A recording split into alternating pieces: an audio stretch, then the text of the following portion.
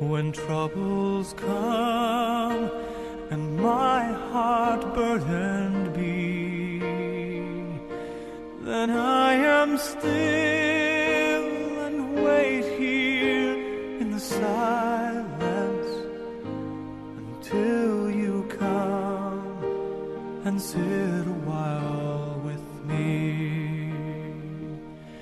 You raise me up so I can stand on mountains. You raise me up to walk on stormy seas. I am strong.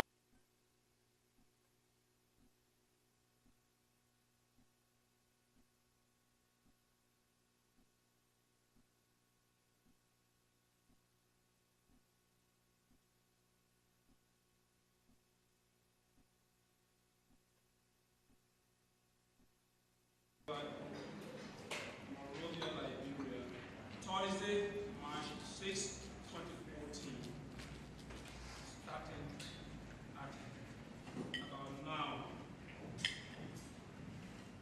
This commences the formal opening of our validation workshop, and this section will begin by us having the privilege of receiving welcome remarks from Mr. Jean Alexandra Scalia, country representative of the Food Agriculture Organization. Thank you. Please welcome Mr. Jean Alexandra Scalia.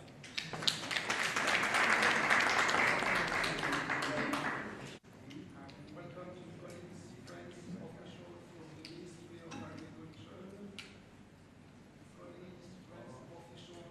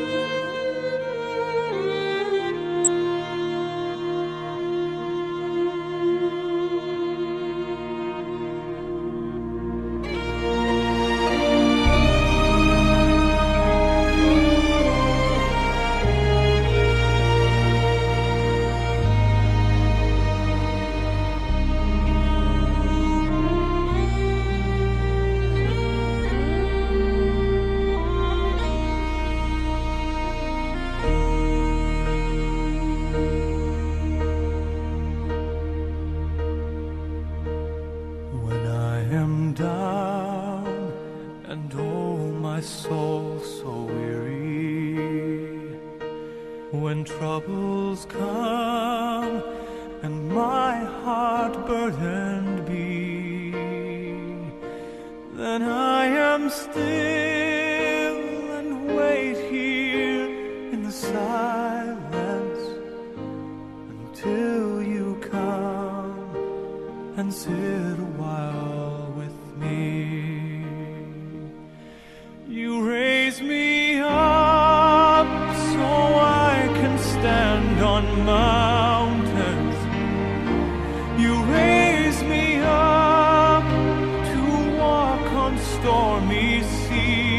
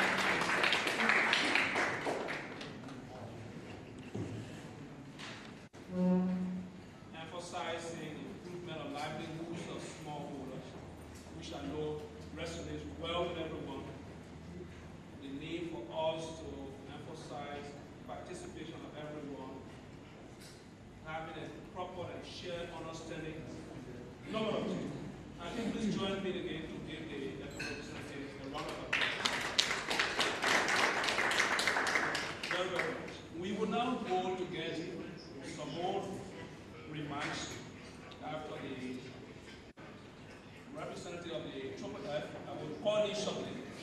And that will be followed by our government officials here. Principally the Deputy Managing Director of the Forestry Development Authority.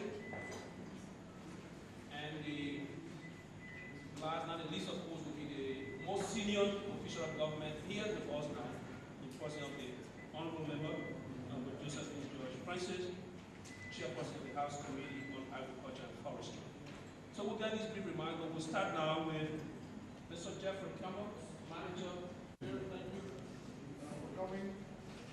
Mr. Darlington Scotland, the Deputy Managing Director for the Forest Development Authority, my colleagues, farmers, producers, people who live with the forest and land, officials from government agencies, civil society representatives, NGOs, people who are concerned about the future of our children. We welcome all of you here this morning. Good morning. Good morning. Thank you. I grew up speaking to trees a lot. I'm a forester, so my voice naturally gets louder when I start thinking about them because, you know, trees, sometimes it takes a while before you think they're really hearing you. They've been around for a long time. So I hope that we'll get a good interaction from everyone during this meeting and that people will feel lively, particularly like a tree which has a lot of wind blowing and the leaves are dancing. So I hope that our communication together will be a lively one. My name is Jeff Campbell. I'm the manager of the Forest and Farm Facility, as was mentioned. And the Forest and Farm Facility based at FAO is a partnership also with the International Union for the Conservation of Nature and the International Institute for Environment and Development. And I wanted to, in my introductions, make the IIED, Edward Sulo, in the background, who knows our meeting indicator here.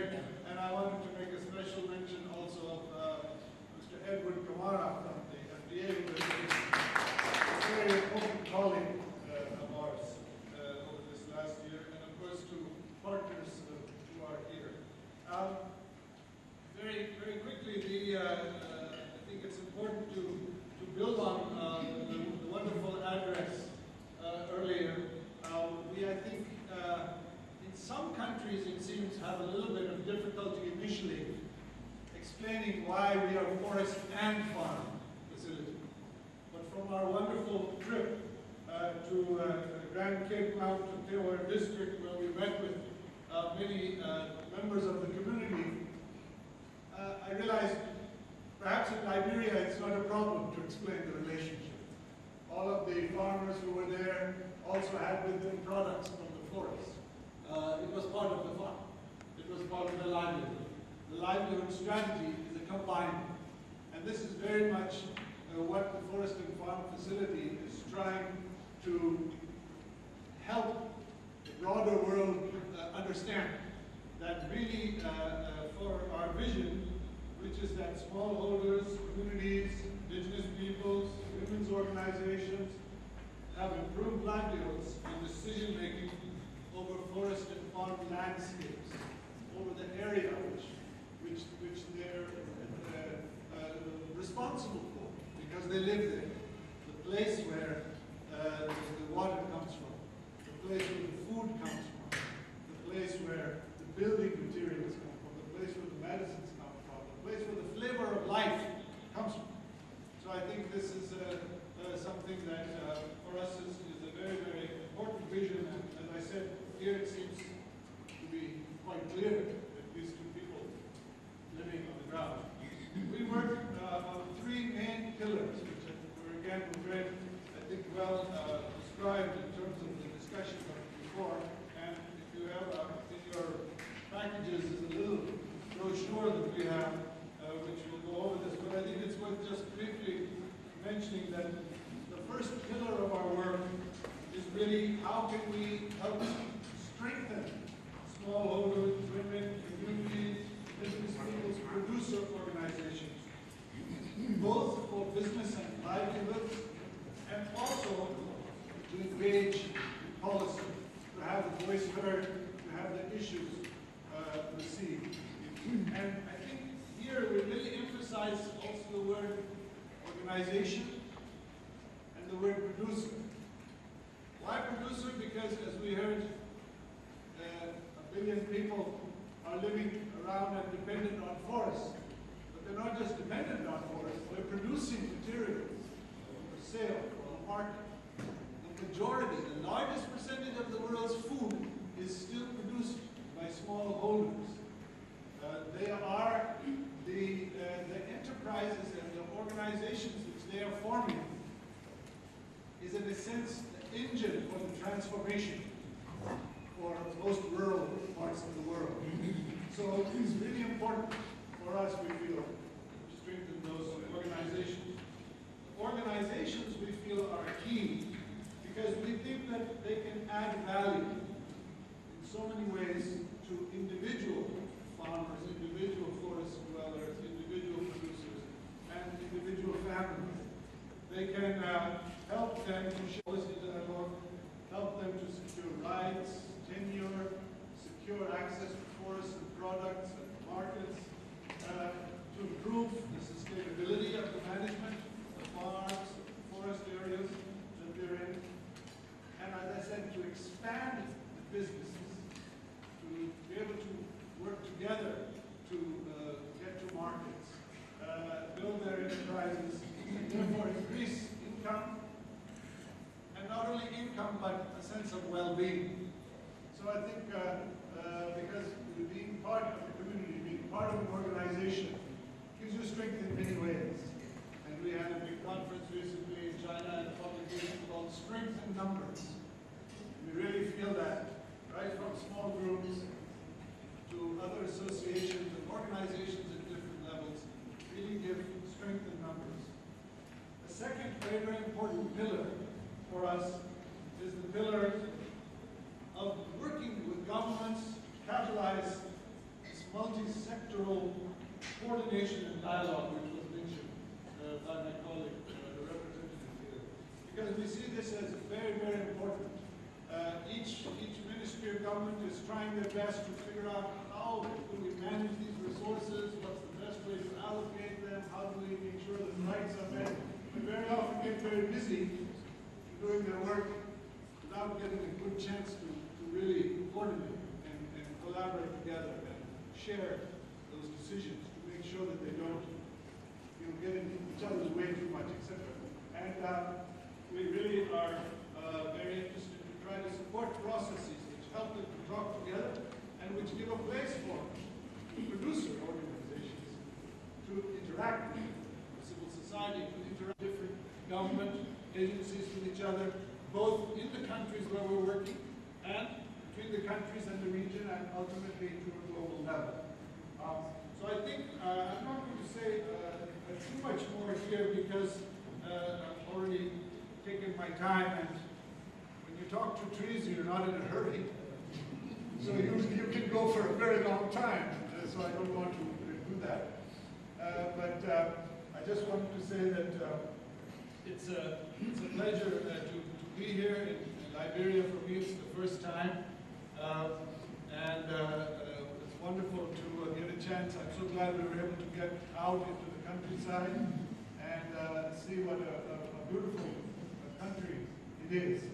And to see the energy of the people who we met, to see their knowledge about how to make products from the forest, about how to do agriculture, about how to maintain cultural traditions while also looking to build new business and livelihood. So it was really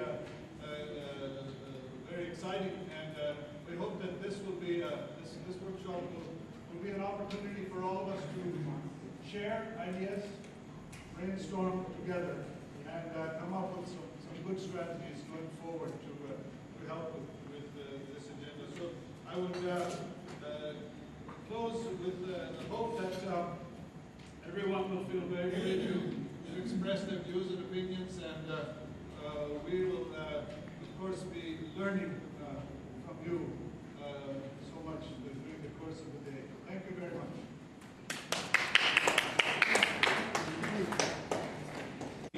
Deputy Managing Director of the Forestry Development Authority, Honorable Darlington S. Tuoban. Thank you. Our farmers, our communities, ladies and gentlemen. Let me first take this time to welcome all of you on behalf of the management of the FDA. And I bring you greetings from Honorable Harrison Kanwe, who really loved to be here, but because of some other official calling somewhere else, he sent me to represent him here.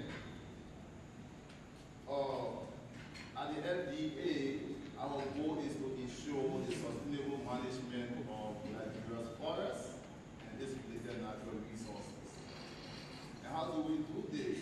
In order to achieve this, the reform process enables us to strategize, to bring about a strategy called the 3 C's, which is conservation, commercial, and community forest and forestry management. And you'll be surprised to note that all these C's incorporate communities' benefits into it. So, at the center of everything, our goal is to ensure that communities who are the custodians of Liberia's natural resources get the much needed benefit from the natural resources.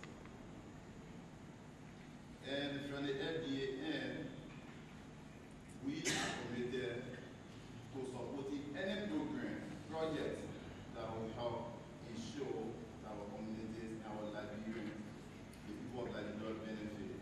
So let me first of all start by saying thank you to the FAO and the Triple F for this project. We are committed to supporting this project, and that's the message the MD gave you to tell you that we are committed to supporting this project, so long as we will benefit the people of that. Okay, we are here this morning to ensure that we validate the document that we all have in that we should be having in our presence. There was an assessment done, and we are going to validate it. We urge all of us here as Liberians to contribute to this validation process. I don't want to be too long, but as we contribute to this process, we also want to urge you to contribute to policy decision on the holistic use of our natural resources in our landscape.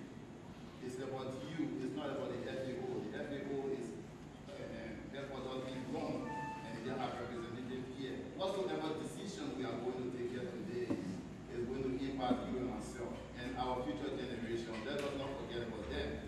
So we are going to take the wisest decision to make sure we take the best decision for them. As we are all here, we urge you to prioritize whatsoever project that will be coming from, which will be an outcome of this validation, and ensure that you contribute, again, as I emphasize, you contribute to the decision we're going to take here. We once again welcome you and hope you make impact in whatever decisions we are going to take here today. Thank you very much. Thank you very much. Thank you very much. Thank you very much, Honorable Trevor. The Honorable Member of the House of Representatives, Honorable Joseph P. George Francis, Chairperson, House Committee on Agriculture and Forestry, and at the same time, President of the Farmers Union Network. Good morning. Good morning. Representative of Liberia, President Jane Alexander Silva. I'm Cole, so please excuse me. The Manager of Forest and Farm Facility, Mr. Jeff Campbell, and delegation, welcome to Liberia. Farmers of Liberia, what are you in the house? Welcome to Monrovia. Ladies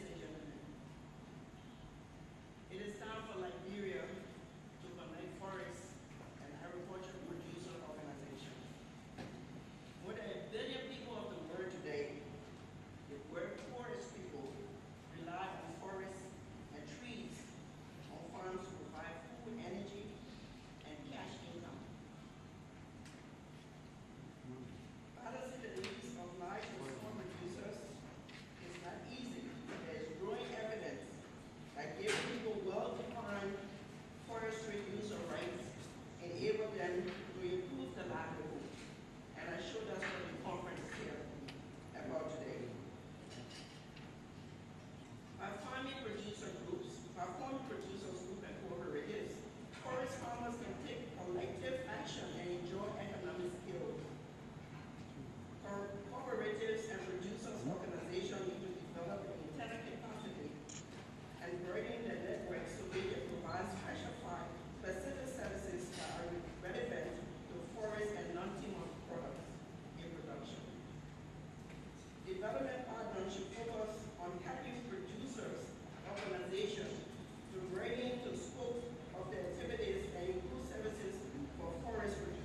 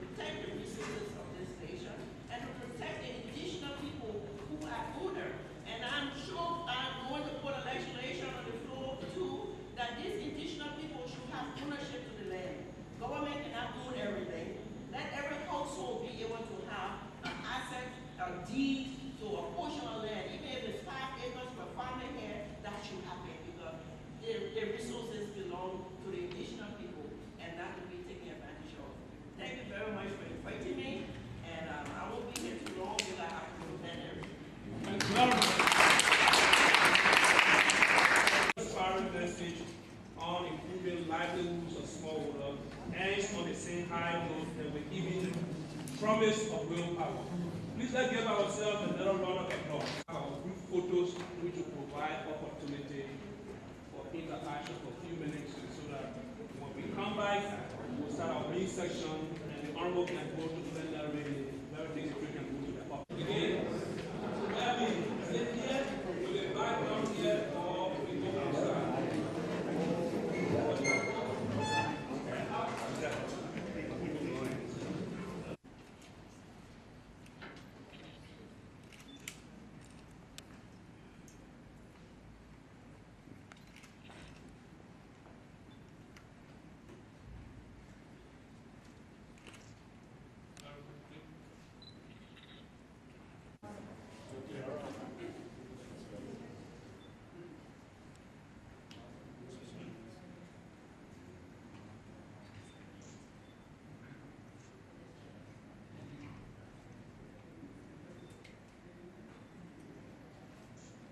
To the supermarket to buy food when we can grow food right here and make sure, because by producing and then buying what the people produce, bring money into the pocket of the people. What is responsible for the setback, backwardness in the agriculture sector?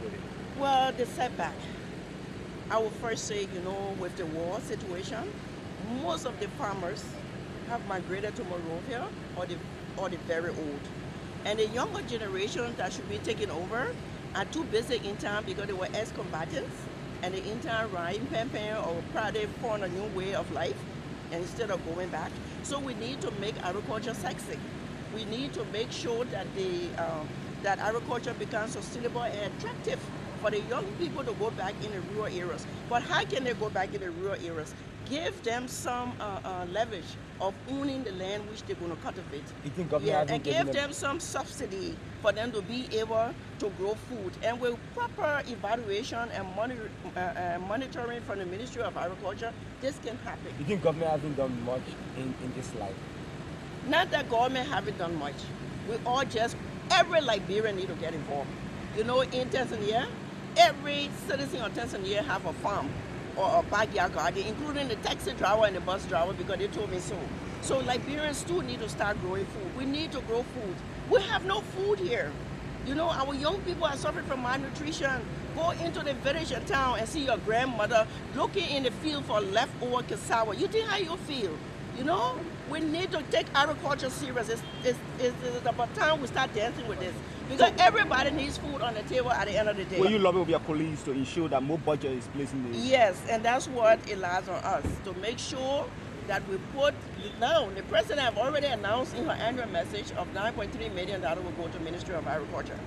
And that $9.3 million not going to buy cars for Ministry of Agriculture. It's going to go directly to the smallholder farmers of this country. Madam, you said you need stronger regulations to manage the forest, to benefit those who... Oh yes, we really need stronger regulations to manage the forest.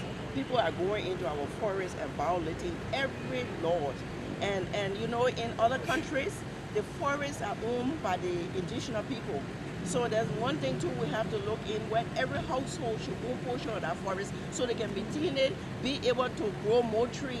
Because the camel I'm telling you about, nobody thinking about reproducing those camel trees, and they are very valuable to the world. You think the laws are weak? You got a PUP regulations also. We need a complete reform on forestry. Thank you. Thank you. We are specializing in producing of farina and cassava other products. But in my area we have certain situation.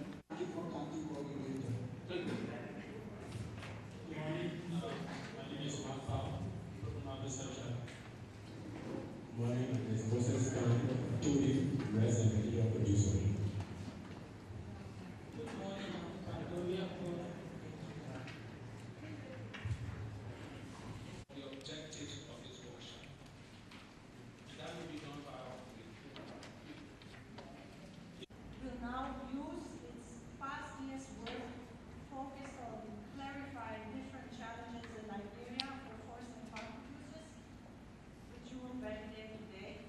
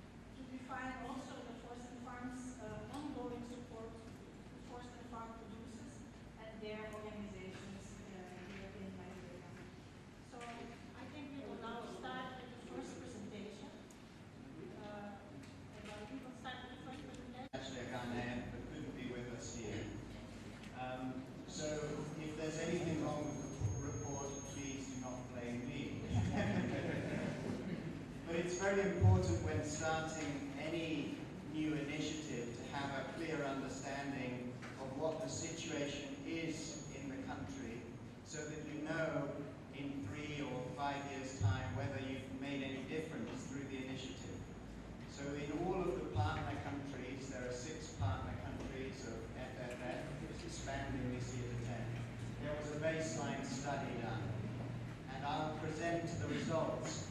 This is the actual document, and it is available or will be available on the FAO website.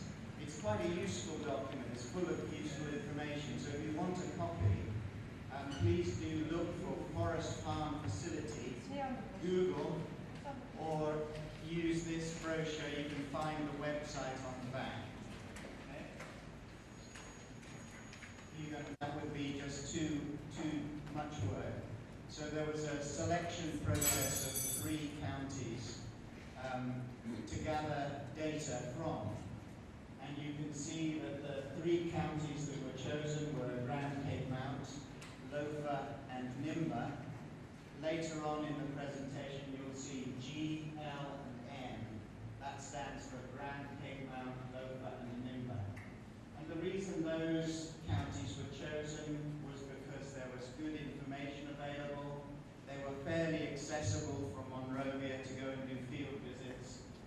There was presence of farmer-producer organizations, and when you look at the poverty statistics are quite high. There was presence of protected areas or land allocations, which were an issue, and therefore the importance of producer organizations was increased. And we tried to cover 3 or 4 of the agroecological zones in Liberia. And the consultant, Martin, did the following things. He undertook quite a detailed study of policy documents and census data from each of those counties to find out what statistics there were in government documents and in NGO publications. Did direct interviews with the Forest Development Authority, NGOs and producer organizations themselves. Made field visits to check the data, and particularly the challenges and the priorities that producer organizations felt were critical in those counties. And finally, for people he couldn't see, he did some telephone interviews to sort of follow up. So that was the process. In the document there's quite a long background information which describes the forest and farm producer situation here in Liberia. And I just thought I'd highlight some key points from that background information. Firstly, the fact that agriculture and forestry make up a huge proportion of Liberia's GDP. So they're very important. Forest and farm producers are very important to Liberia's economy. And I think that in itself merits a great deal of support to this engine of growth in Liberia. Secondly, he makes the point that the Truth and Reconciliation Commission found that inequalities within Liberia had at least partly contributed to the conflict in the past. And so diminishing inequality by supporting smallholder producers was an important strategy to avoid a recurrence of conflict in the future. Because of this situation, the Liberian National Forestry Reform Law of 2006, as we heard this morning, opened up forestry to these 3 pillars of commercial, conservation, and community. And as Darlington said, community is really involved in all of those things.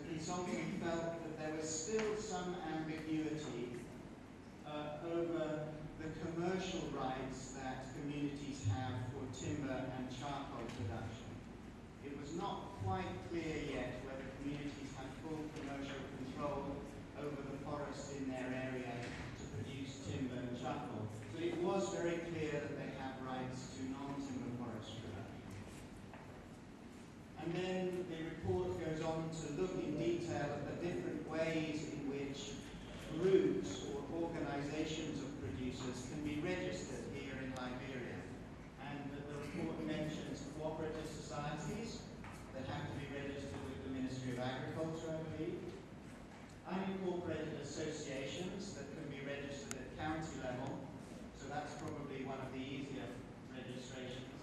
And then not-for-profit companies that can be registered with the Ministry of Planning and Economic Affairs.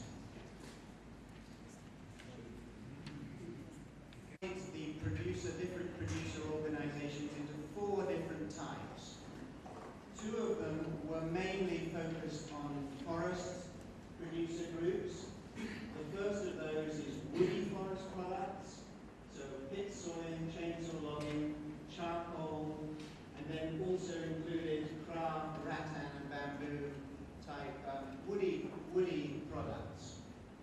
The second type of forest producer was producing edible and medicinal non-timber forest products. Your peppers were principally farmer producer groups, and these were divided into 2 different groups: subsistence crops like rice, cassava, vegetables, including peanuts, and then the cash crops. Smallholder producers were producing rubber, cocoa, or oil palm. So I'm going to present now the detail that's found in the baseline for each of those groups. So, in terms of the data wasn't available to the author. So you can see that in Grand Cape Mount, there's a number here, 72 households were involved in charcoal production, a little bit more in Luca, and even more still in Nimba. None of those charcoal producers was yet affiliated. Women were involved in these woody products, charcoal, craft and rattan, but less in the leadership of the 2 associations. But there were only 2 groups that were found. Now, in terms of the challenges, and this is where we get to the more interesting information. The challenges, well, for both charcoal, craft and rattan, and pit sawing, the sustainability, there were worries over the sustainability by the producers themselves. There was nobody in these 3 counties planting trees or planting bamboo and rattan to restore the forest once the timber or the product had been extracted. There were also outside extractors coming from both within and outside the country, taking timber and rattan. That was a concern to the producers. And there was difficulty in making some of these things worth their while. So it was economic difficulties. There were costs associated with making these things, and the markets for selling them wasn't particularly good, and so they were struggling economically. Sort of setting, people can see the value of being organized to sell their products together to try and get a better price for their products. In terms of the actual producers, there were more women than men just in the producer numbers, but again, slightly lower numbers of women in the leadership positions, which is something worth thinking about. But we'll go to the next presentation. They'll all be brief, and then we have good discussion. Before we want to provide some basic information and background so that you may understand why we decided to have forest and farm facility even in the world before even coming to Liberia. As you can see, as a result of many global challenges facing the world, including food security,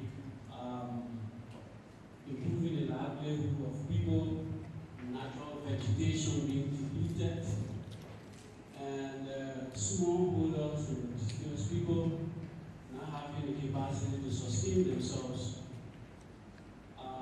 Based on this reason and many more, the forest and farm facility was kind of crafted by 3 big organizations of the world. And by March of 2013, the organization was launched. In Liberia, it was launched in the world 2013, and by March 2013, it was launched in Liberia. Forest and farm facility is also in 5 other countries besides Liberia, and those include Nepal, Gambia, Guatemala, and Nicaragua. So Liberia is also one, so there are 6 FFS countries. Forest and farm facility prior to the launch the Farmers Union Network as our chief partner. The reason for that is that we actually want this initiative of this program to continue to go on. If we have a project, after the duration of the project, everything will die down. But the reason was that we wanted to work with an organization that will continue to drive the goals and objectives so that whenever the time has come for FFF to leave Liberia, definitely the goals will be around. And FFF operates on 3 pillars. But here in Liberia, you know, we are just starting, so we are operating on 2 pillars. The first pillar is strengthening small holders, women community, indigenous people, producer organization. And then 2 is the multi-cross sectoral dialogue that is headed exclusively by Mr. Kamara. And then I am in charge of the first pillar. This is the pillar 3, and as we make progress for this stage, the pillar 2 will come on board. Results of the consultation. I know most of all who have gathered here today, we are interested to know what are some of the activities we have been involved with, and what are some of the results of some of them. For the first one, we have consultations with farmers and forest producer organizations that were held in 7 of the 15 counties. And the reason was that our partner, the Farmers Union Network, already started some of the consultation, and then after we met, we decided to give them the rest, and then the FFF was fully in charge to do the same. And you can see the counties winning: Grand Cape, Maryland, Grand Cru, River G, Grand Chile, Grand Bassa, and Riverside County.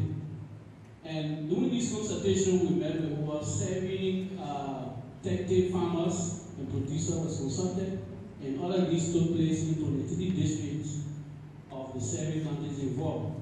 What were we doing there? We went there to gather information on the functional capacity of this group. There are some people who say, I get group, but you go inside, nothing is there. So we went to go and counter-check. And then we also look at the structure, we look at the opportunity and the challenges. All of these things were documented and they are available if you have time to see. We also collected information on them, detailed information. We also gathered success story. Some people were making fun. What they get from their farming here that they continue to be inside. They told us when they have their horses. Some people have sent their children to school, and some of them are sustaining their family. So this was from the success story we gathered. We did not only do that, but while we are visiting this county, we do courtesy calls on the CFC. We tell them why we are there, and local authority, so that they will be aware about our presence in the community, so that our being there will not be misconstrued. Besides that, I also participated in those consultations that was organized by Farmers Union Network. They were in charge of mine, so I participated in some of them. We also decided to do awareness. FFF initiative in Liberia is very new. So how can we go about to talk to farmers? How do we go and talk to producers organizations about the farmers, forest and farm facility? To do that, we went and provided education, we provided them with brochure, and we attended several meetings with partners, some of which are here. And then through that, we were able to gather basic information. The last one we actually worked with is collaborating with relevant stakeholders that will enhance the sustainable aspect of the forest management in Liberia and the work of FFF. There you can see there have been a lot of collaborations, not just with the Farmers Union Network of Liberia, but also SDI, FDA, Red Plus, Flesh Tea Program, Green Advocate, Sanfo, the Youth Network, a lot of women groups. And I want to emphasize that in Liberia, the participation of youth is very, very minimum when it comes to agricultural activities. We have around 65% of people between the ages of 35 down to 18, constitute about 65% of the Liberian population. Of that number, only 3% is involved in agriculture-related activities. So we began a discussion with some youth group to help the youth get fully involved with the FF activity. We also talk to ladies and other women groups, including Mr. Tamara and myself, and we are trying to get on board more women. Most of the activities in Liberia, the men always like to take the lead. For this initiative, we thought it fit that women should also have a role to play. As we told you earlier, there were key challenges that were captured, and we want to reflect some of them. We talked about lack of extension services. If you go in a place or in a community, there are no one sleeping in the mud for 2-3 days as we went on some of the consultation. It was not easy. And then they lack improved seeds, especially different varieties to get that work done. There are no processing machines to kind of, improve the people products. They lack access to credit, as was mentioned, or even microloan, and that is a great challenge. In terms of what agriculture and forestry policy, they do not know about those things. So it's a big challenge. If the farmers and producers are going to make progress, they must be given this information, they must have access to them. And then, as I was saying, they lack new farming and production techniques, and that is actually giving them a hard time. In terms of marketing their products, it is not there. Even when we went to Kema yesterday, the issue came up. And then their products need value addition. If you go, you see some of the things they are producing, you can want to help them, and sometimes you want to buy, but some of the products need actual value addition. Users are not yet optimizing full benefit of many of their available resources. Forest and farm producers need assistance in forming their organizations at local level around both forest and farm products. Producers do need information and training in business skills, marketing access to finance, and forest and farm product techniques. Forest and farm producers can benefit from information sharing and exchange visits. This is one of the consultations we have with the farmers and producers in Magibi County. There you can see Uncle Francis and other producers. Thank you very much for listening. We know by our own Reverend Zimba, and that will be on Farmers Union Network. Farmer consultations and ongoing work. Someone said no forest, no farm. You know what I'm saying? And then no land, you can do anything. I mean, it's an honor to be here this morning to make this presentation just on who the Farmers Union Network is and our interventions that we are carrying out currently in the country. And we also looking at the issue of some fundings that came out of the consultant studies brought out so we can go through it. So we are humbled to take advantage of this opportunity. And those who are producing products from the forest, because in Liberia, at the farmers union level, we promote the family farms. No farmer is producing one crop. I mean, they have more than 3-4 things they're depending on. Today, they are producing the net, and while the net and fishing time is not ready, they got their corn farm, and on the other side, they got their cassava patch, and then they are working on the chainsaw, or they're working on the basket. I mean, these are kind of issues that have diversified the farmers are. I mean, they are not just one that want them to be strong. And I said to somebody the other day, when all the other offices are closed in this country, there's one office that is not closed. The farmers' offices will be open because the fields are there and they're hiring people. Nobody can hire anybody in Liberia. Farmers are hiring people in their fields. If I'm not correct, correct, say you lie. Is that correct? Right. Farmers are always hiring people. Yes. When the US, they don't have no vacancy, there's a vacancy on the field. For someone to work for a day and get the money and get a little wage. Alright, so Farmers Union Network, our presentation, go to the next slide so we can maximize with that few minutes. Network of Liberia is a membership-based organization. We are not an NGO, and we always say that we are not a government organization. We are owned by ourselves, it's owned by farmers. They've been established since 2008 by a smallholder farmers headed by the Honorable Joseph George Francis, who is also a farmer. And that's why keeping the organization good, because nobody put us together, so nobody can just pull us apart. We ourselves saw the reason to come together to defend the cause of farmers' interests in this country. And our role, cannot be overemphasized due to the overwhelming need for umbrella organization that will play a role for farmers. You go in the counties, you come to understand there is nobody to speak out on the issue for farmers. People speak out on the issues, but nobody speaks for the welfare of the farmers. We are also registered, fully registered with the government that brought all of the laws which we have fulfilled. We are a member of WOPA, the West Africa Producers and Traders Organization. We are a member of the steering committee of the Program Management Union for the Ministry of Agriculture.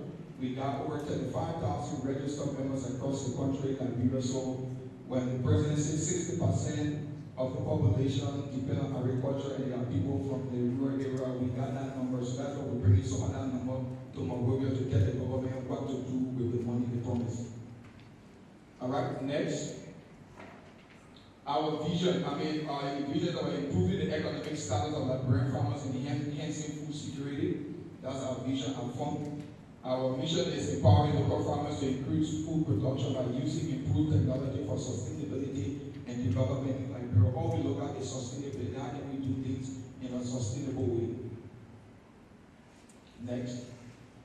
Our current intervention, where are we? And people ask, what are you doing with all of these issues? Currently, the whole idea for this nationwide farmers consultation was the same mistakes that NGOs and donors and government made, planning for farmers in Monrovia in isolation. So we felt we need to go to the district and start to do the discussion. So we conducted a nationwide farmers consultation that was being funded by EU. We started with EU, must give the credit because of behind with the education.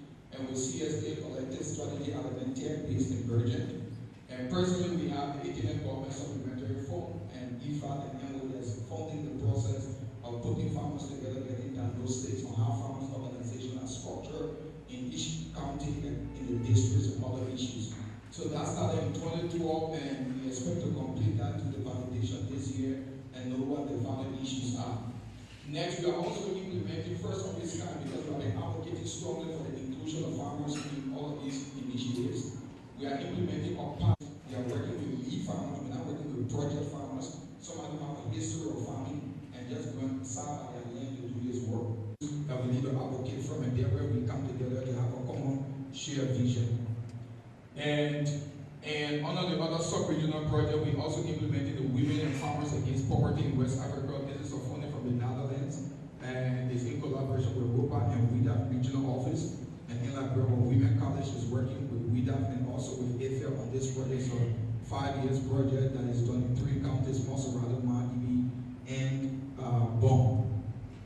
And then our collaboration with FFF all started in 2013.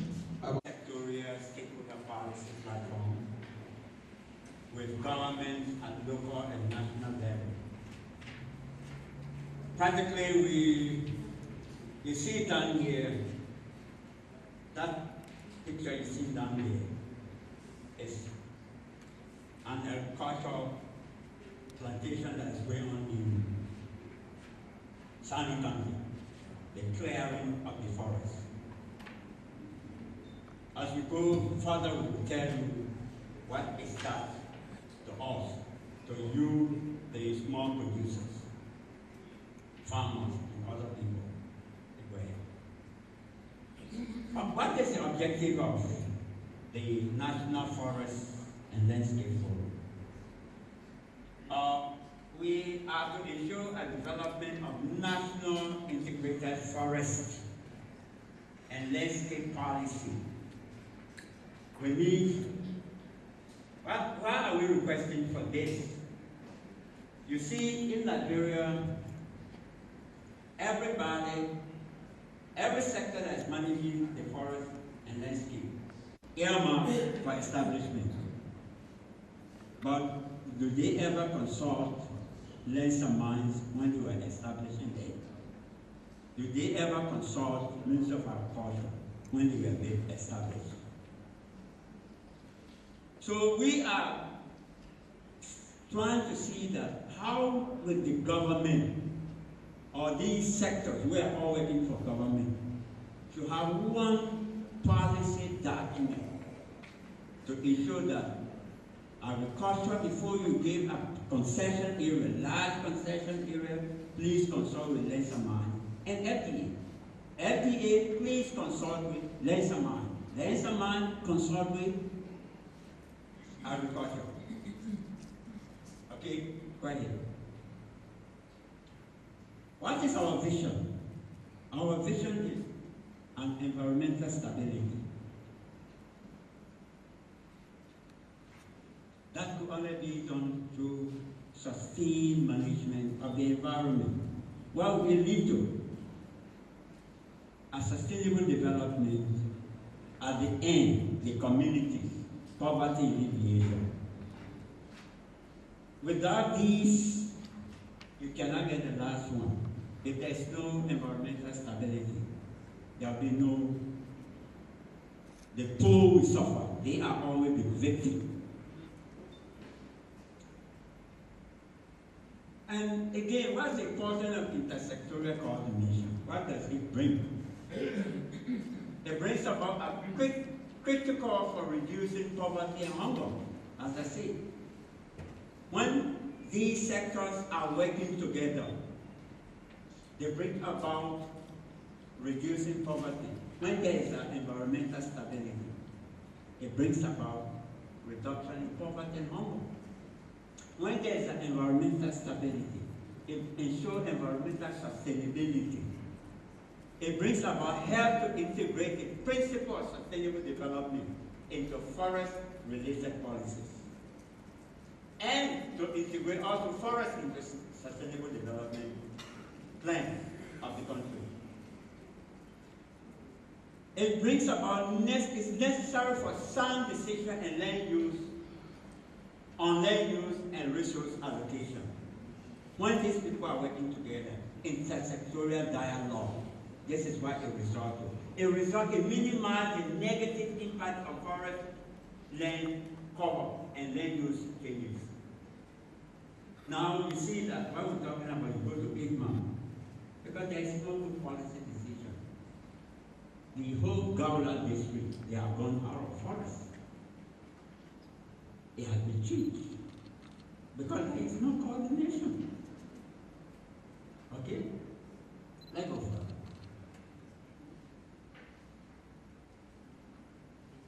No, come back. Why is the president? Okay. Also, there are support from Red technical team from Fauna and Flora International, and where we are able to have a very big forum. We discussed on we made people to discuss on their sector challenges. When, like agriculture, ask agriculture to produce, to tell us agriculture in the midst of sustainable forest management. If agriculture is going on, how do we gain agriculture did not get enough as what we have here today? So, but we will continue knocking at that. They must cooperate with us. What is our constraint? I said I do not want to say we have to have almost 3 visits, countries to be visited, and we have to have 5 institutions to have this intersectoral dialogue. But there was a delay in the disbursement of funds until the plan was not able to be implemented. We meet every ministry to discuss this. And it's also, of course, sometimes we bring out the musicians, there are a lot of problems. We have to use FDA, sometimes FDA has to produce gas by itself. They do not provide told you that I can provide gasoline. Okay, that's good. And have agencies, other agencies, through workshops and intellectual discussion, we will invite people to tell us more about this. Except that's what we need. Go to the last slide. That is the last slide. This is a new mineral property map overlapping the green areas at the forestry landscape where every has is happening. But you see it goes in a square, those are the mineral new. All consulted that you saw what identify some old farm or laboratory can be implemented, no access to credit, leadership, no organization. We then came to the forest and farm facility own engagement, and then we went to the farmers union network, what they have been doing. Everything was again seemed to be complementing one another. Not seeing much, but we'd like to listen to you see. And I think we have the same question here. Mr. Kamara, I said I'm a young farmer and also the executive director of Community Youth Network Program, a lead youth organization who's leading young people involvement into agriculture. I listened to the presenters, and most of the presentations, I saw the issue of youth involvement. Firstly, to look at the issue from the Farmers Union Network and in terms of young people engagement in agriculture, that young people don't have key interests. I just want to say that young people have key interests in that. I have a statistic concerning just our last project in Grand Bassa. We had a target opportunity of taking 2,000 young persons. We got 3,000 young persons involved in our initiative. But the issue of youth involvement depends on the way agriculture has been used, has been said out to young people, the information that goes out to young people, and the kind of policy and strategy to get young people involved. If you look up today, we have like only 3% of our young people involved, and it's not that young people don't have interest in agriculture. Young people are keenly interested in getting involved into the process. Today, our organization, Community Youth Network Program, was able to work with youth in various countries that they have created their own farm and now trying to engage the peers into agriculture. So we are just seeking up to government and stakeholders to create a strategy that will have direct youth involvement in designs and programs. And then you have young people more involved. Going to the family union.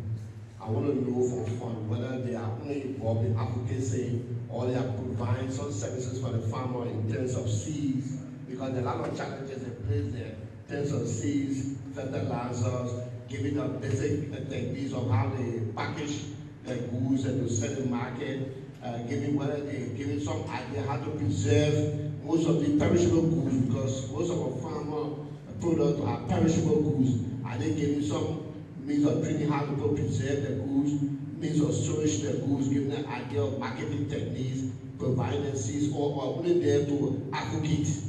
That's my question. We want to really know, looking at the map that you have just shown, with the new map of Mali, we want to know, looking at the overlapping and those areas that are already here mapped for Mali, what plan or strategy or program they are putting in place to stop it or minimize it. That's my concern. Okay. We'll have a team leader and a rapporteur. That will be decided when we go into the group.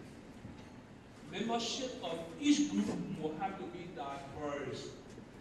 We don't want to change the city now, but certainly, just take an example. These are people who I say I worked together for a long time on the CFDC. And you know about where we come from. So you, that's it, that we spread on the group. So that's how it will be. We want to make sure you come from the same organization because of our selection process that you will end up being a group. We'll have to make effort to rearrange so that ultimately we'll have 12 or with fair representation. Is that understood? Because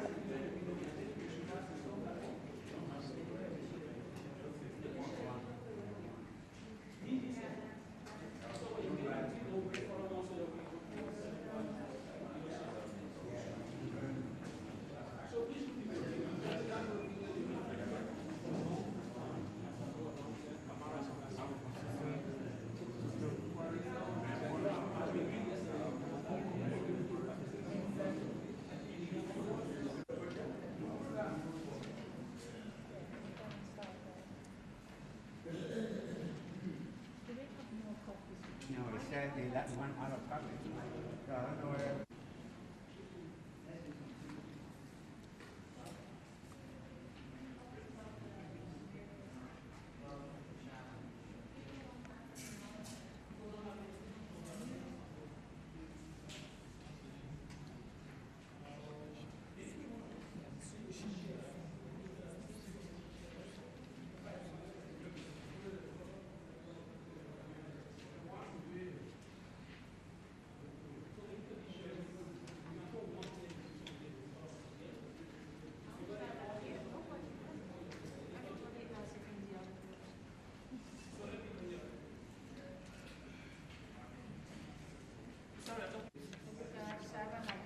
Yeah.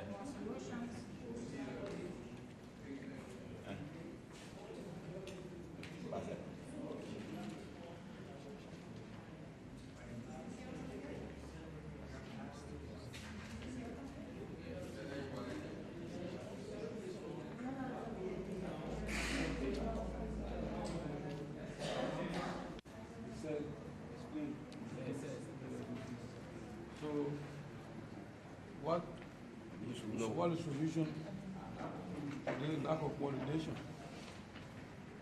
What do you think we can do for overcome this? Probably still there. Yeah, but what was said here is like everyone has his own something. You No, jot it on a piece of paper, and then yeah, just write it down. The essence of the paper.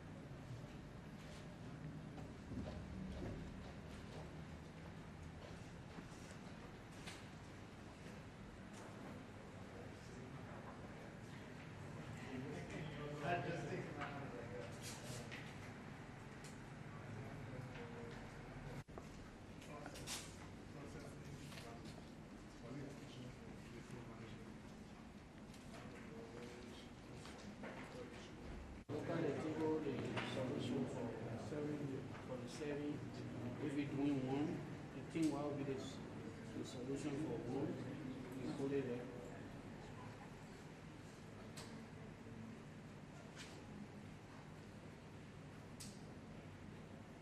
So for example, if we are doing one solution, put under a one.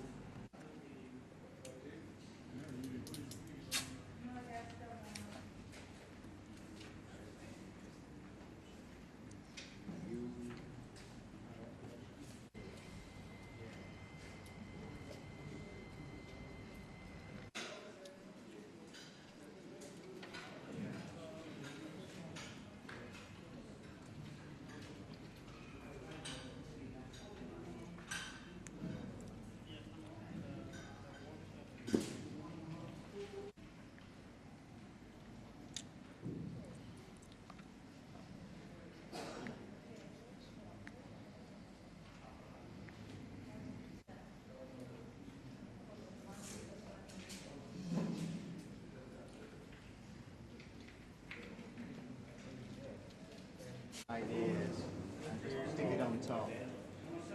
Access to credit for forest proposal beneficiary. So who should provide access to credit? It's not student.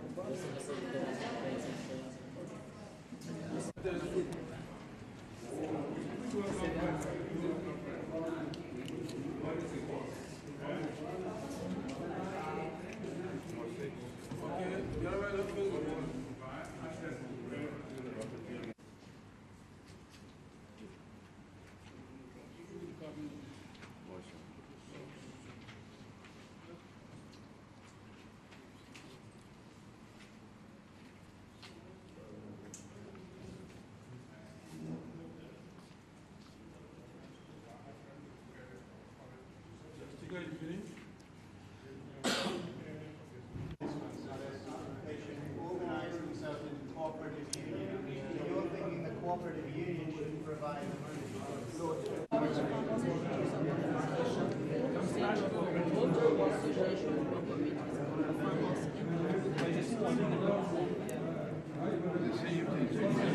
encourage farmers and which they put there was that some of the people were not in the association or cooperative.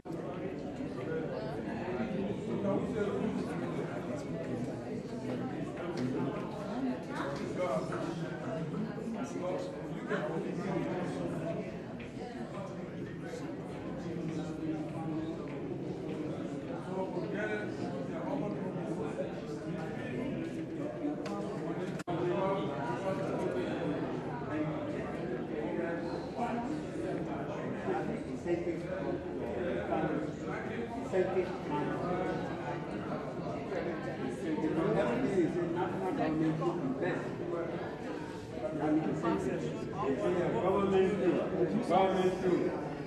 Everything is government through. There to be for credit. These are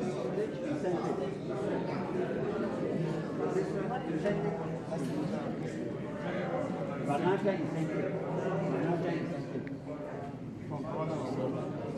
from government.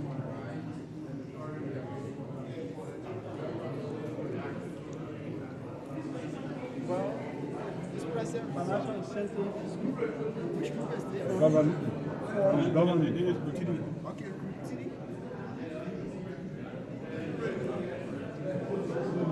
To register organization. At the end of the day, when you go home, your organizations will ask you, why were the things said at the meeting? And if you are talking to somebody, you may not capture what has been put together.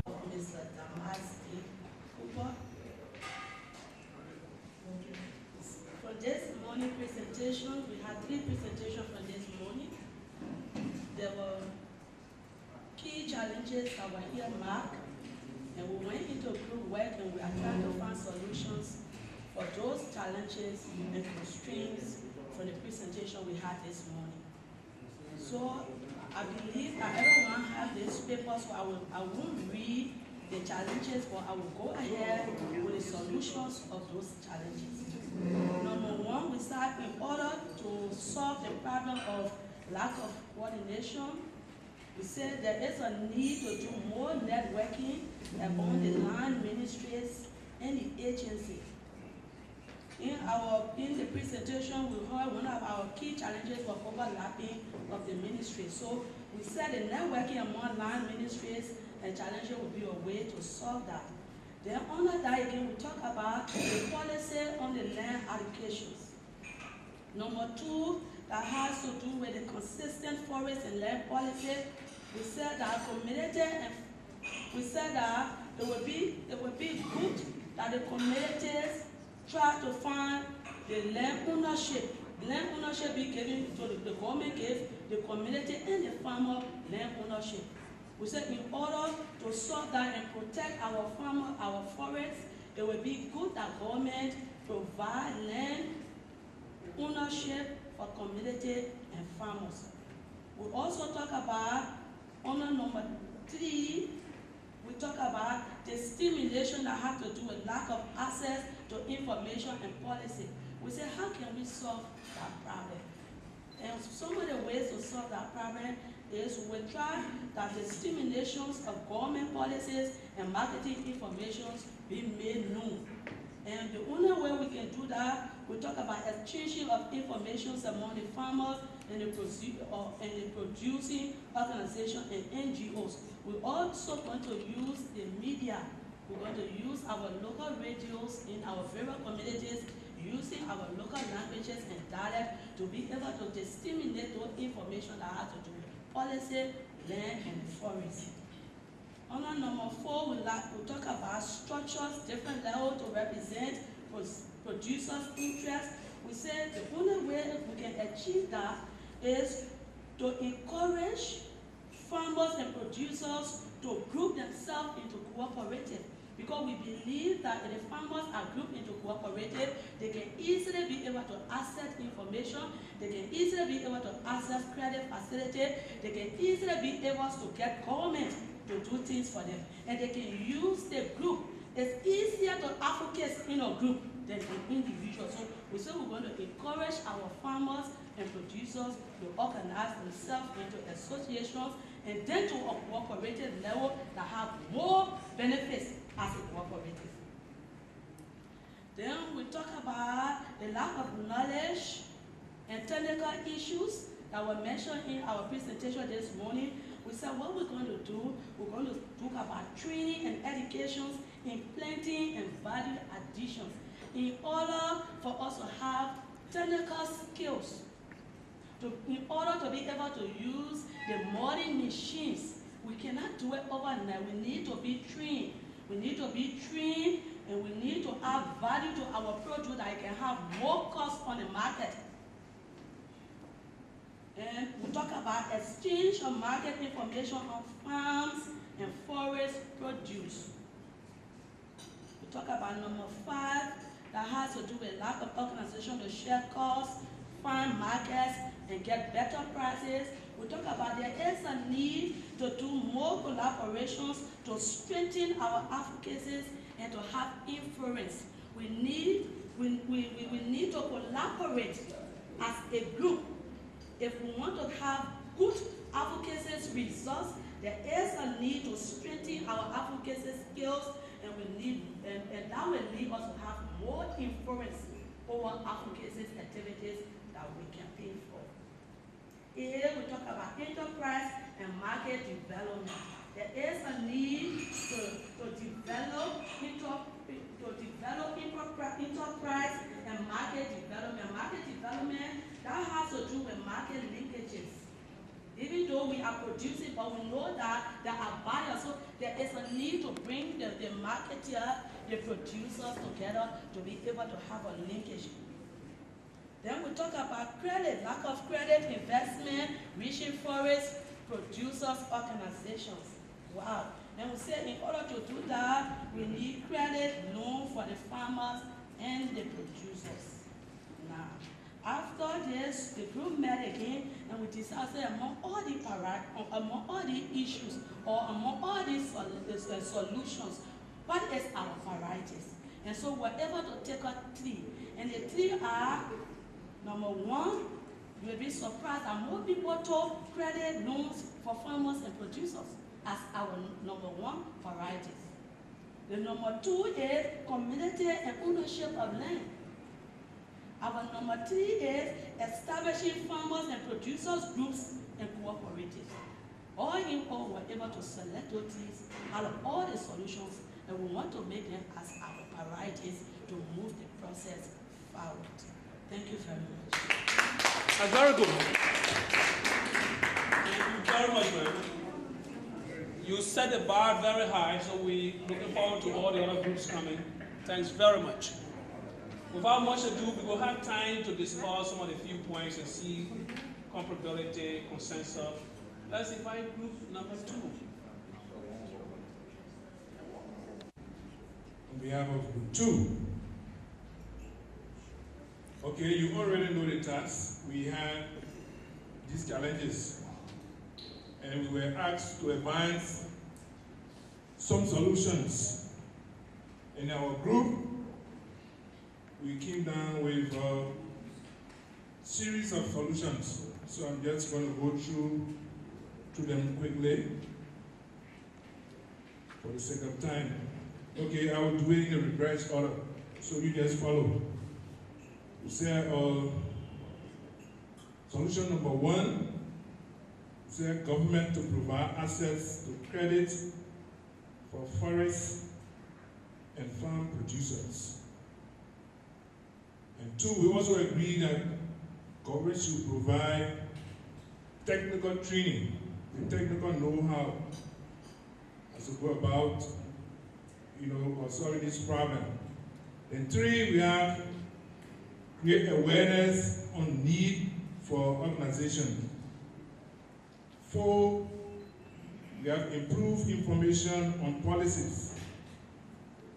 5, the steering committee to be formed for coordination. And we have to use better communication about policies, and that is through radio, through drama, and hopefully website. Our only doubt was that how many person can go to the websites.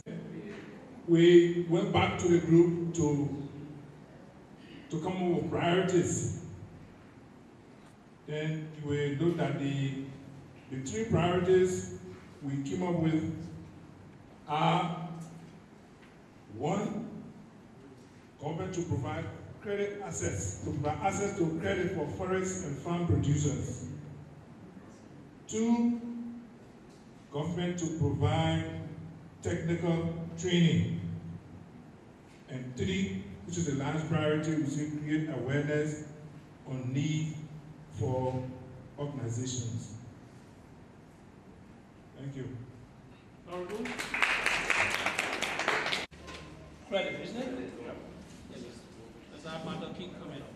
And then 2 has to do with is first training, isn't it? Yeah, and then the third one is the information. Is that that after the third presentation, which we will now have group number 3. Thank you. Hello.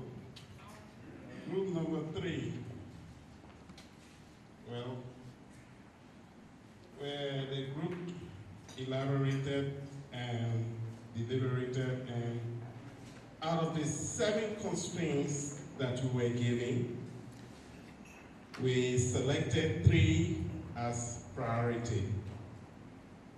And out of those, we look at number 1 as something to begin with, the lack of coordination among agencies in the land allocation. We took that, if we were to begin, we will begin with that as number 1. And for number 2, we also look at the lack of knowledge on some technical issues. Then for 3, we have the lack of access to information on policies. And when we look at them, then we decided to find solutions. And there were several ones. And for the first one, we have intersectoral dialogue on land use planning. If it is not existing, then it should be encouraged to have intersectoral dialogue on land use planning. Then the second one we had is sharing awareness, raising, and establishing marketing information system. That is another solution that we should find. We should share or do awareness raising, and then we share marketing information, because as we know and we can see, information on some of the produce is not known. Marketing information, most especially when it comes to the NTFPs, which is a new thing to the Liberian market. And so we need that information can go after. Then the third one was to build technical capacity of producers. I was just chatting with somebody from NIMA and talking about selling some products, produce, NTFP produce. And I was there 3 weeks ago. I saw how they were doing the produce, and they were not doing it correctly. And so that alone would degrade the value of the produce they're selling. So my organization provided some training in that area, but that was on a very small scale. Only one town got us training in Nimba County, and they are not doing well. So we need to provide this technical education on this kind of thing and share the information to the producer so that they can have better price for their produce. I think this is about all that the group summarized. Number one is the number one we have. Priority number two is number 5. Priority number 3 is number 3 on this paper.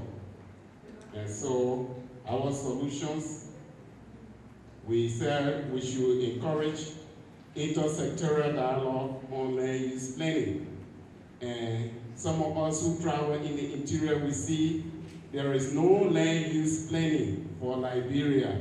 So you find somebody in a village, he makes a farm here, he plants 3 rubber trees, he jumps in the other area, he plants 2 palm trees, he comes here, he plants some oranges because there is no land use planning. So we're seeing that let's say land use planning should be encouraged and the information shared to all community. Thank you very much.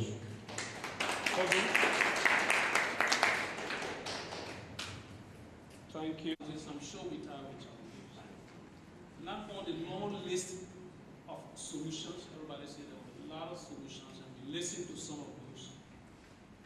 But maybe to begin, if there's time, we can expand the discussion.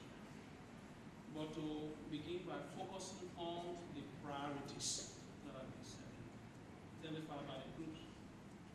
Of course, you will see that there are some commonalities. Group 1 talk about credit to be priority number 1. Group number 2 talk about credit to be priority number 1. Group 3, they did not talk about credit. Among the 3 categories. I'm just highlighting point for the discussion. I'm not passing judgment. Then the next question is about land use and planning. In fact, group number 3, take land use, intersectoral dialogue on land use planning. I'm just taking it broadly. Land use and planning for intersectoral. As number 1, group 1 takes that as its number 2. But group number 2 does not count it as among its priorities. That's one other difference. Then about technical training.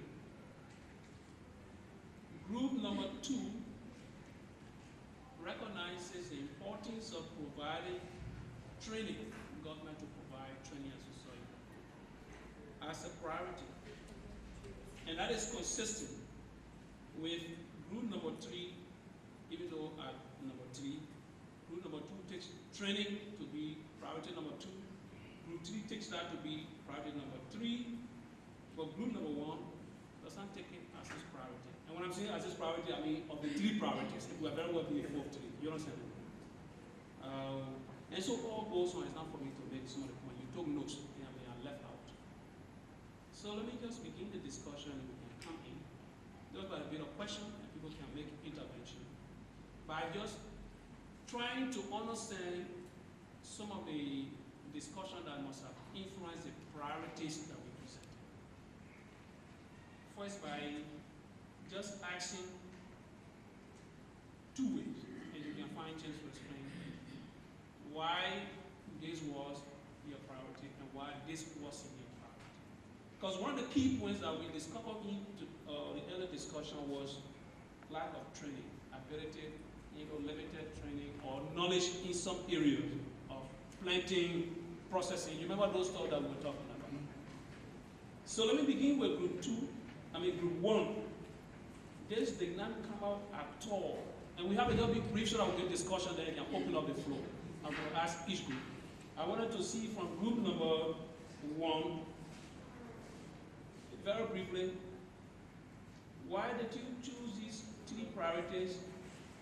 What is key discussion again? We can refresh us, and then maybe take time to see why some of the other few issues, like what your police have here, things like training and awareness or access to information, they cannot feature prominently in your plan. It can be the group, it can be rapporteur or someone, but take about 2-3 minutes.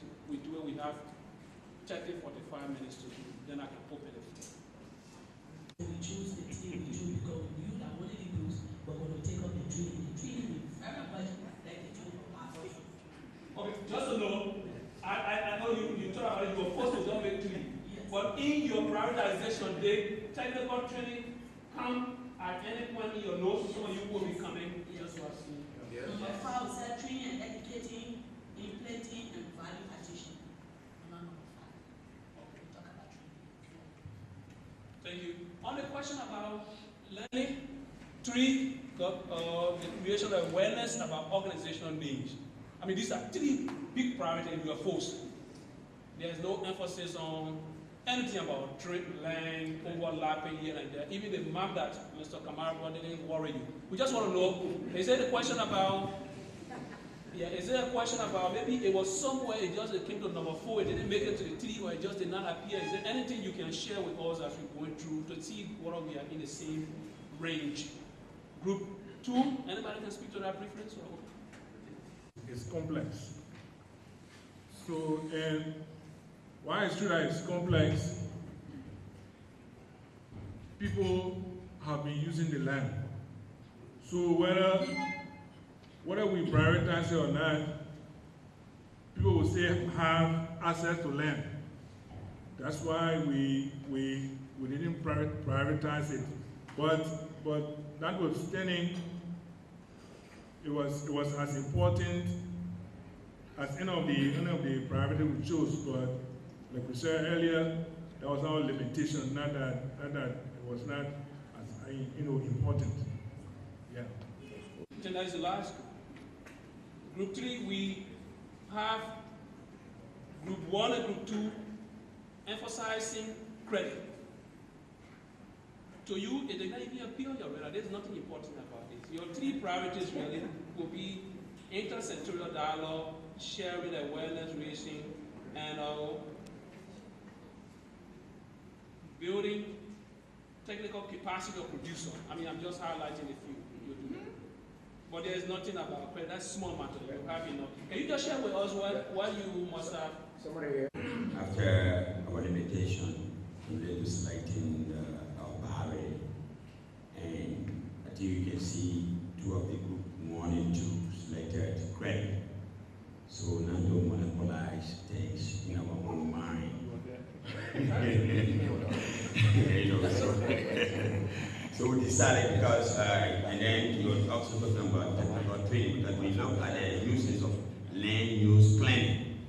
And you understand, it requires to your mind that not because, as you really mentioned, that people just planning this and things because of planning.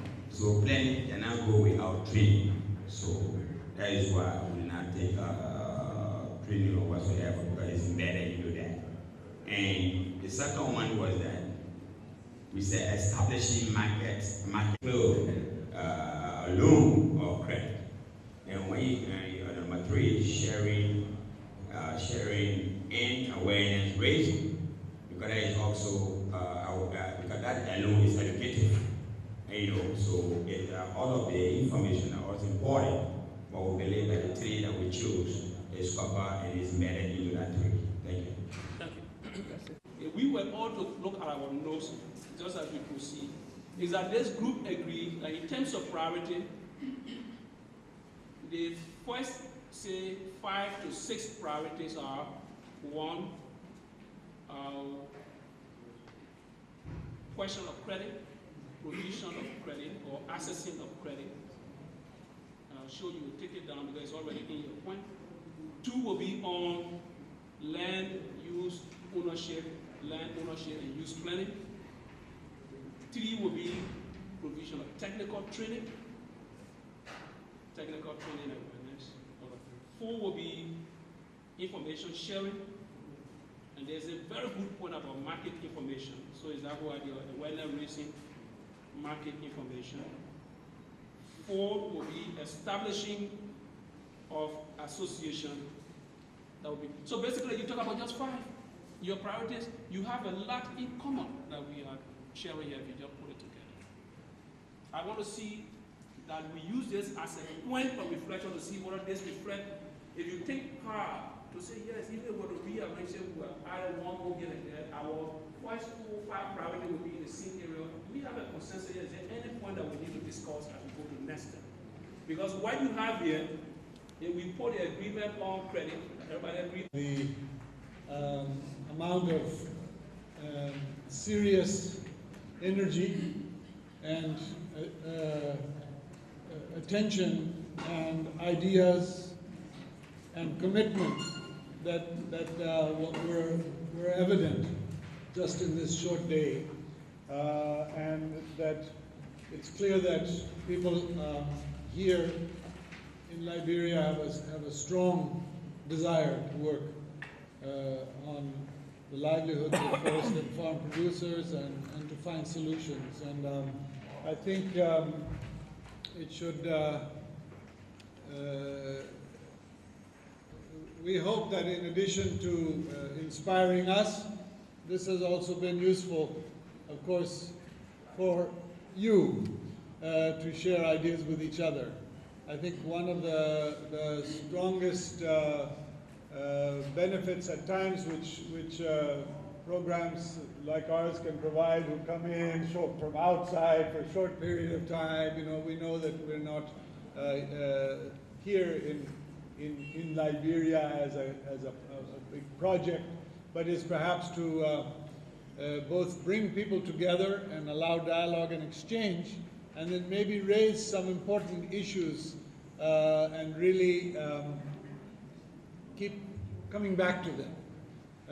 And I think one of the things which has really come out to me is that the results of this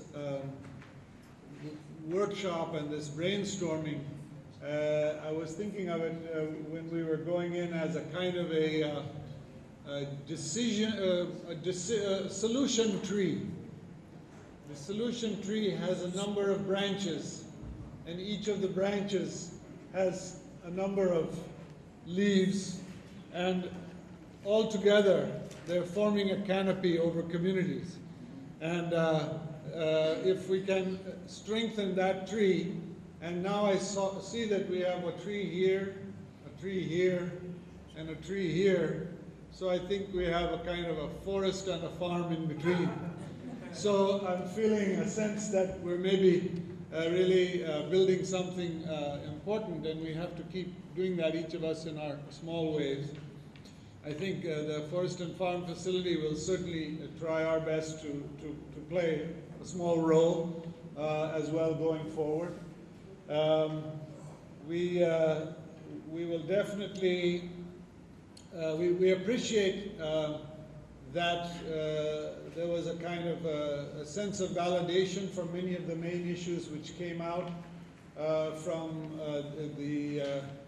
basically which came out from all of you, because the baseline study really talked to people who were here from agencies, from farms. The consultations went to listen again to all of you. We're drawing on the experience of partners like the Farmers Union Network and so many others. So I think it was very important to us to see that more or less there was a validation for those issues, and we got good inputs to enrich them, those things. Obviously not everything was covered. A lot of issues, I think, also came up to add to that. We also will definitely take into account this kind of prioritization process. I mean, as was said before, there's many species of trees that if you take more than a certain percentage of the leaves, the tree will die. So we could have a priority for 3 branches, but all the other branches are also important. So looking at that big picture is very important, but it's clear that certain priorities came out. Actually, as you said, three of them, the three major issues were mentioned by three groups. That's pretty clear that people felt those were very important. So we'll try to think about that as we go forward. I think we will commit to put out a write-up of this workshop so that hopefully in a way which can be used by more than us. Hopefully it can be used by you in your advocacy work. Hopefully we can push it on other donors. We can try to suggest that they invest more resources into these priorities which have come up. We can share it with government. We can, use it as I hope material for us. It will be something useful to share with other countries, because many other countries are facing similar challenges. They'll be, I think, encouraged to see that you're thinking of solutions here which would be useful to them. So we'll definitely do a workshop presentation that will come out. We'll try to continue, if we can, to find different ways to put the forestry and farming communities together. I think this is something that at a farmer level sort of happens, but it doesn't always happen at a more formalized level. So I think it's very important to continue to give that emphasis and to see how we can do that. And I know that with groups like Farmers Union Network now taking on, organizing around forestry issues, I think this is a real benefit that could come out of it. I think we would continue to see how we can support this cross-sectoral work, because this has clearly come as an issue that's very, very important. The challenge is, as we saw in that presentation, I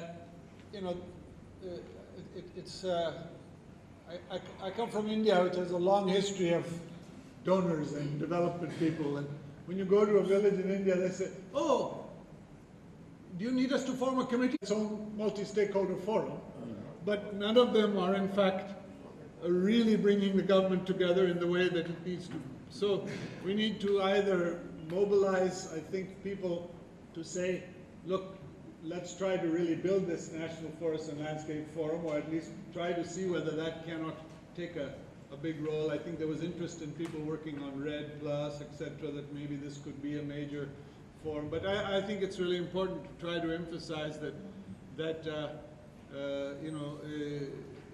one way to avoid making coming to a solution is to have another meeting, another committee, or another study.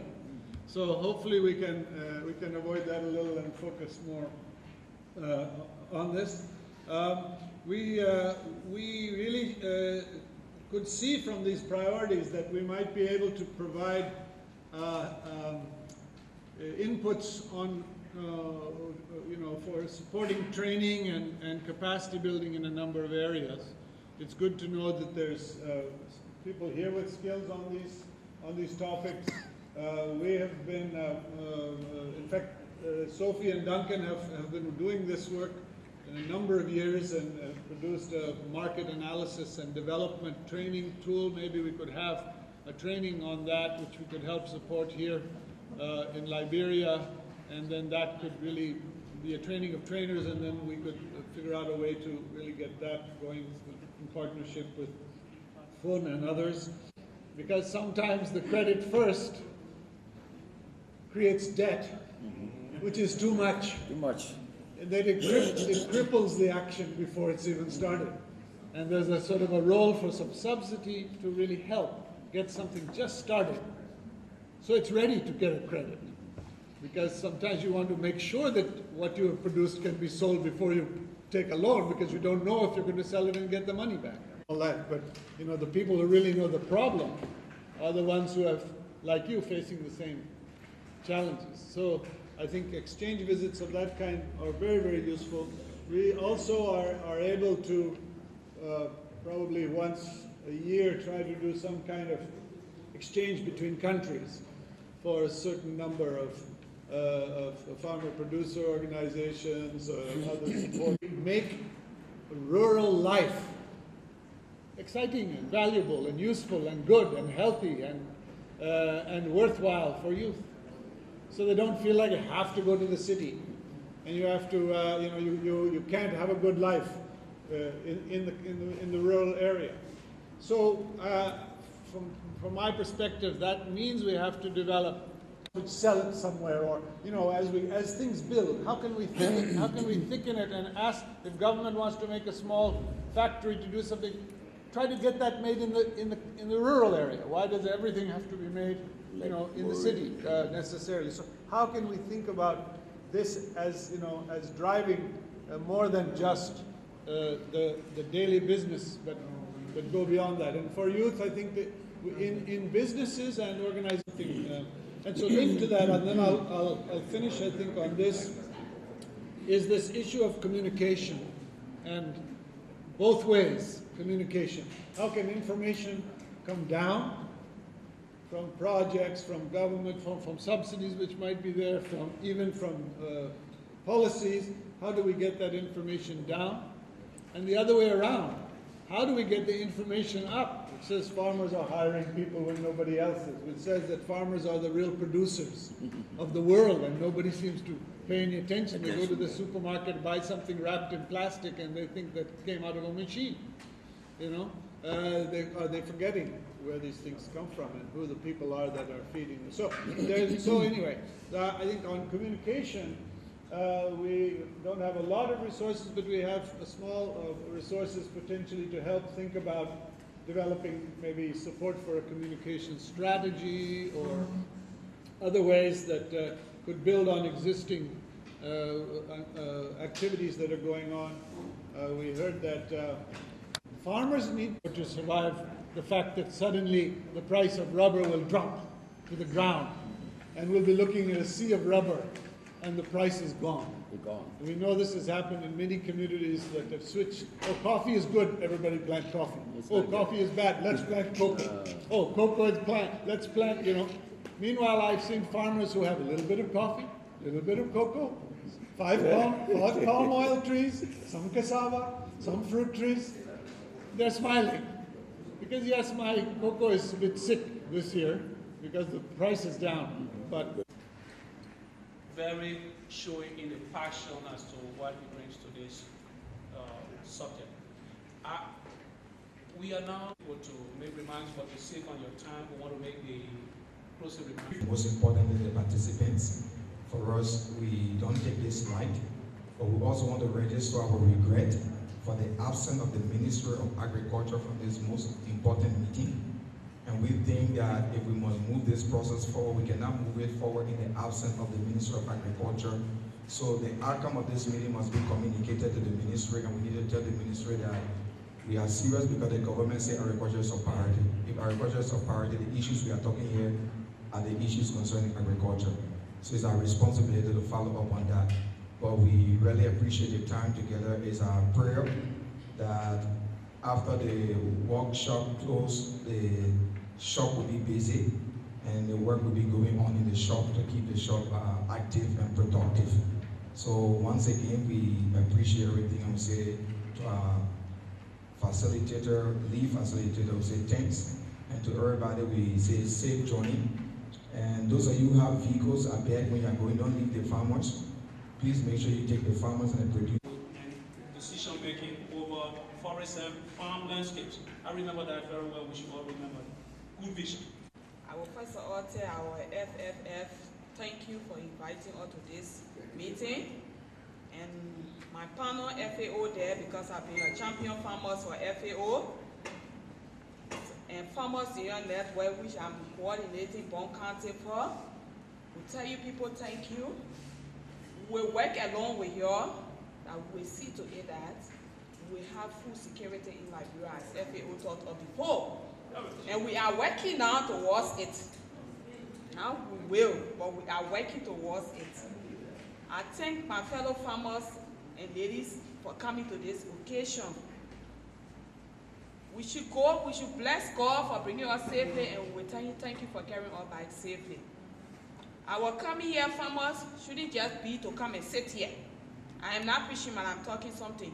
Let us not be, we want to hear our Liberians. Now they're foreign about the Liberians to say that Liberians farmers are not serious. We are serious. Just what Reverend was saying. People that are supposed to be here to ready stuff for a Liberians farmer, they cannot come to occasion like this. It's a big problem for all in Liberia. So we the farmers, we can make our own way. Based upon what you can do on your farm. When donors come and see it, they will show you the difference. So we shouldn't just look at our people then within the ministry and say because they didn't come here, so they will not talk for us. But we can speak for ourselves. Let us speak for ourselves. Thank you. Here, one of the government agencies here, in person of the Forestry Development Authority, person to give us the last closing remarks, then we'll have the vote of thanks from the facilitator of the forest farm facility. Yeah.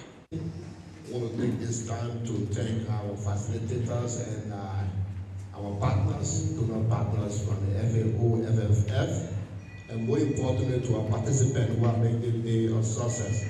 But let us not forget that it's not only the farmers, but also the forest. Without the forest, there will be no farm. So let us keep our forests tight for sustainability, for future generation. As Mr. Kelman was speaking, we will leave something for the youth that will depend on, and that will depend on sustainability, that we shouldn't just jump from place to place, shifting cultivation. The farmer have destroyed most of the forest because they have to shift one with the other. But rather to introduce fertilization to our farming to keep all in one spot or do lowland farming. I want to thank you. May God bless all of us. Thank you, the Forest and Farm Facility facilitator in Liberia for vote of thanks. To start off with, I want to tease the Farmers Union Network. Usually when we go for consultation, they say no farmer, no food. But we say no forest, no farm. So how will you get the food when you do not have the forest? So there is a collaboration in there. You need food, but you need farm. To get a farm, you gotta have forest. So we are all working together. So on behalf of FAO and the Forest and Farm Facility, we want to thank you for taking up your time to be with us at this time. It is important that what all you have captured from the series of discussion, including the baseline validation, you will be able to take it home, spread the message. Some of these information that we will take down, we will also share them with you. Feel free to call upon us, and we'll be willing to provide those necessary information and details that you will need. Thank you for coming. Thank you all. All of the participants, you can contact me right after here to get a copy. And before you leave, we have a small transportation for you. Enjoy yourself. Thanks for coming.